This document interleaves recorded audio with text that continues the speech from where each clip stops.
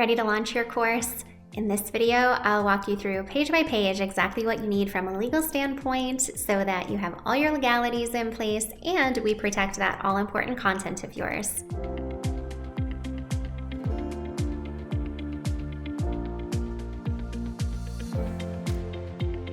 As always, be sure to like and subscribe because we are in the middle of our courses for coaches, that's a tongue twister, series. In this series, we have talked about the unusual benefits of having a course for coaches in the last video. If you didn't catch that already, we'll also talk about a little known fact about your coaching method, which is that we cannot protect it. So we need to do something else instead, as well as what you should think about before you name that course and go live.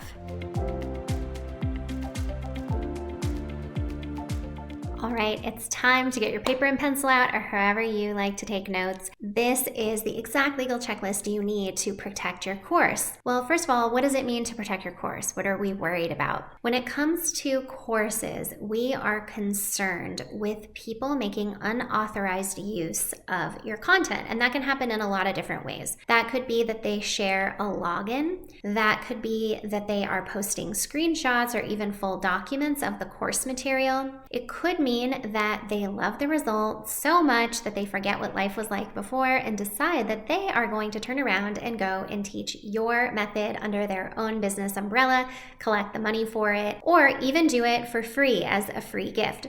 So we are concerned with unauthorized uses of your content. In a later video, we're going to talk about what you can do both free and paid to protect that. But in this video, I want to focus on what we're going to use in your sales process to head off infringement in the first place. So when it comes to selling online, you always need the trifecta, which is your privacy policy, terms and conditions, and disclaimer. You can get a free privacy policy template by clicking through. I have links to Legal in a Weekend, which is my free course, and in there you get a privacy policy template. So be sure to go grab that. That just lets your audience know what you're going to do with their information and how they can be excluded or forgotten. Your terms and conditions let people who don't buy but visit your pages know that they cannot take certain actions, especially with your content, because ripping off your course curriculum, your styling, even your messaging around how you solve your problem through the course is also infringement. And we want to make sure that even people who don't buy are still on the hook to not abuse our information. Your disclaimer also will go in the footer of your pages with those other two documents, and it lets people know that even though you're a miracle worker, they still have to do work to get results. This is also a really great document that you can use if you're in a refund dispute, especially where a client is saying they don't like the method or it wasn't what they expected. It helps give you a home turf advantage to explain how you get the results that you get so that the payment processor understands that your client had this available up front before they bought. Beyond that, you're either going to want a terms of purchase or a contract. And typically, I like to have a terms of purchase, which is just a check the box on the order form for courses that are under 2,000. I typically save contracts with signatures or e-signatures for programs that are over 2,000 or have some additional bells and whistles like access to you. If your course is not strictly a self-study, self-paced course, but instead includes access to you or access to a Facebook group or anything else, you will actually want to use the agreements for those types of relationships and simply include protections for your content. That is a video for a different day. But for those of you with what I'll call a true course, you're in the right place, and your terms of purchase is really going to be focused on a few main things. First, you want people to understand exactly how and how they cannot use your information. So this is going to be for personal use, for implementation in their own life or business. It is not to be shared, taken apart, given access to, recreated, whether for free or for paid purposes. And if they do wish to do those things, they can reach out to you to find out ways to license or otherwise get access to these programs for other people. If you didn't catch the last video, this is really important that you go take a look at that because unfortunately copycats do happen, but this is a way to monetize that while also laying a trap for a client who sees that and buys it and shares it anyway. So your terms of purchase are really focused around how they can and cannot use your information. The next piece of this is we want to be really clear on what is the the refund policy if you have one, and how does that relate to if they buy the program but never log in, if they buy the program and only use it a little bit?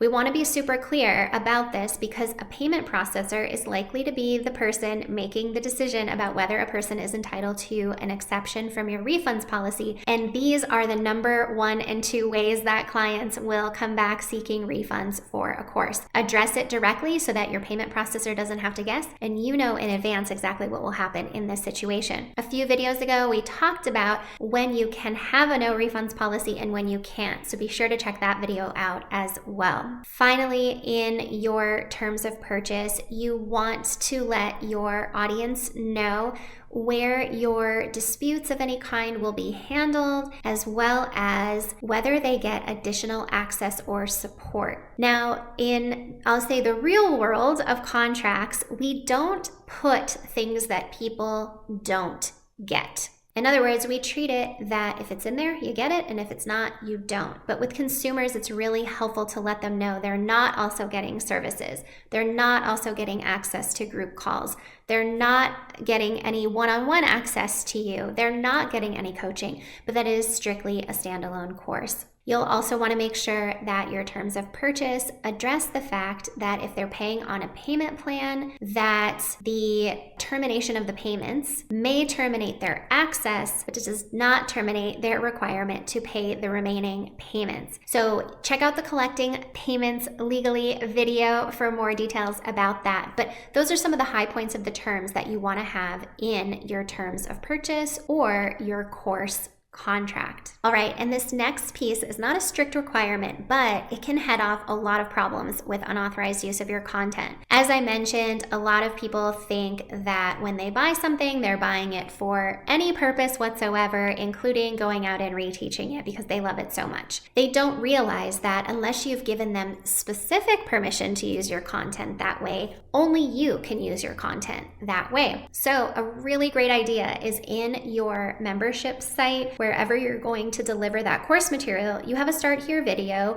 that welcomes them into the program, lets them know that it is for personal use, but that they can reach out if they want to reteach this or make it available to other people, and you can have a conversation about the best ways to do that. It's a super low-key, low-stakes conversation that can head off a ton of innocent but damaging infringement. I hope that this checklist helped you see exactly what you need to get your course launched legally. Check out the links below for that privacy policy inside of Legal in a Weekend. And I can't wait to see you in our next video because we're going to talk about how to protect your great course name, because that's the thing that really makes headway in the marketplace, gets clients attached and excited about buying the course, and it's what they use to talk to their friends about that course too. So this is a really big deal when it comes to getting that course launched into the world. And as you know, around here, we want to cover your legal requirements, but we also want to do it in a way that has really amazing practical business benefits, and getting that name protection is exactly that. If this video helped you, be sure to like and subscribe to let the rest of the world know, and then head on over with me to Protecting That Great Program Name Legally video.